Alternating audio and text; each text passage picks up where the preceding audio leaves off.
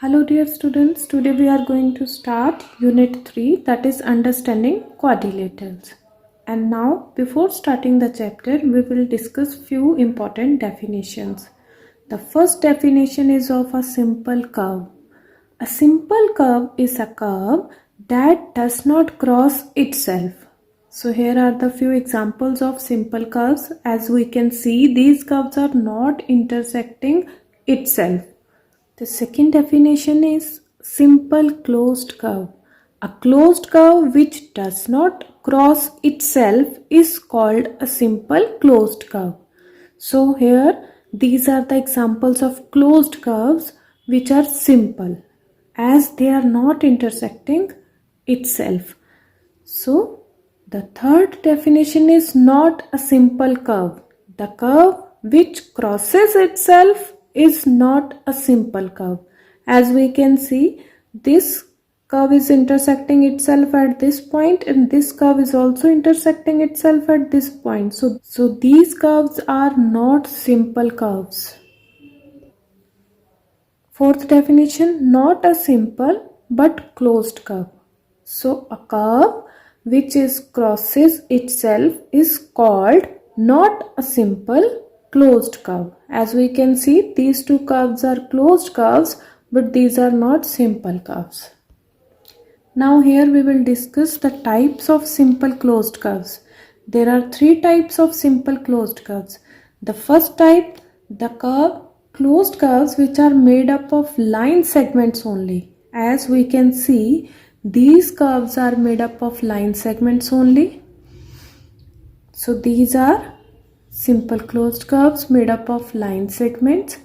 The second category is made by curved lines only. So here are the figures which are made up of curved lines only, we can see. And the third category is with the figures which are made up of line segment as well as curved also. So this is a line segment, this is a curve. So these are the combination of the line segments and curves, as you can see. So sixth definition, it is of polygons. So a simple closed curve made up of only line segment is called a polygon. So you can see these are the figures which are made up of line segments. These are also closed curves. These are called polygons. Seventh definition, diagonals.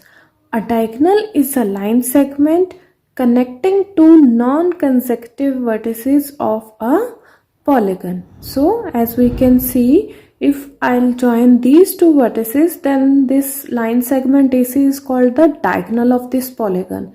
Similarly, if I'll join these two vertices B and D, then the line segment BD will be called the diagonal of this polygon. Now there are two categories of polygon. The first category is convex polygon and the second is concave polygon. So first of all, definition of convex polygon.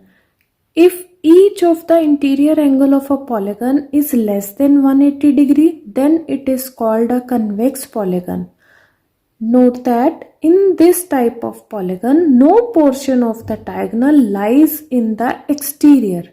Means the diagonals will lie inside the polygon only. As we can see, these two are the examples of convex polygon. We can observe angles of these polygons are less than 180 degree and all the diagonals lies in interior of the polygon. Ninth definition, concave polygon. If at least one angle of the polygon is more than 180 degree, then it is called a concave polygon.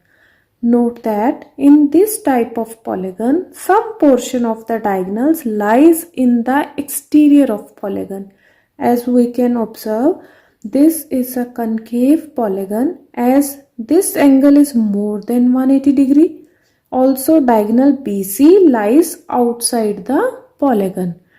Also in this polygon, we can observe this angle is greater than 180 degree. Also, the diagonal BD, some portion of this diagonal lies outside the polygon. It is in the exterior of the polygon. 10th definition, a regular polygon. A regular polygon is both equiangular and equilateral. Means all angles will be equal in that polygon and all sides will be also equal. So here are two examples of regular polygon. 11th definition is of irregular polygon. A polygon that is not regular is called an irregular polygon.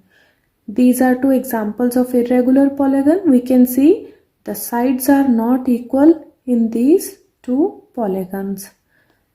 12th, angle sum property of a quadrilateral. The sum of the measures of the four angles of a quadrilateral is always 360 degree.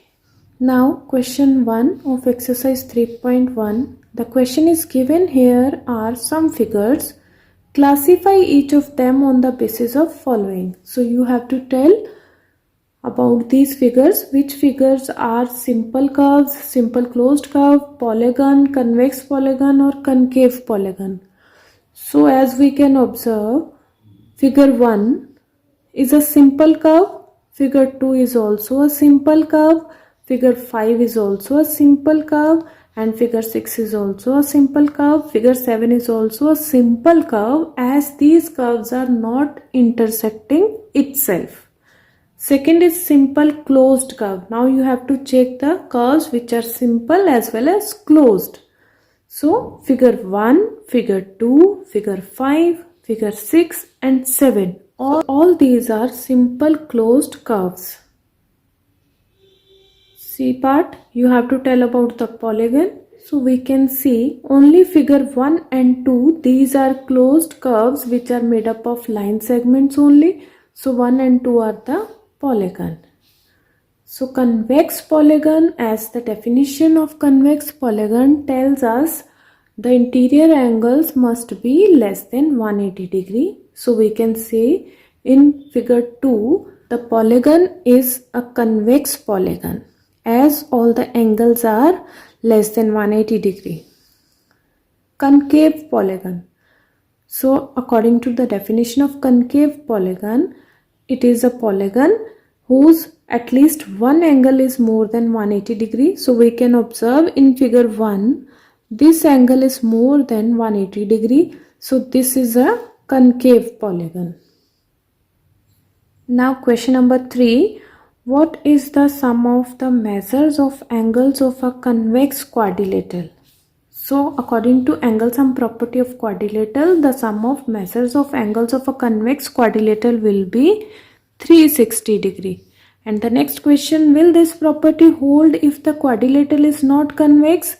Yes, this property will be hold if the quadrilateral is not convex.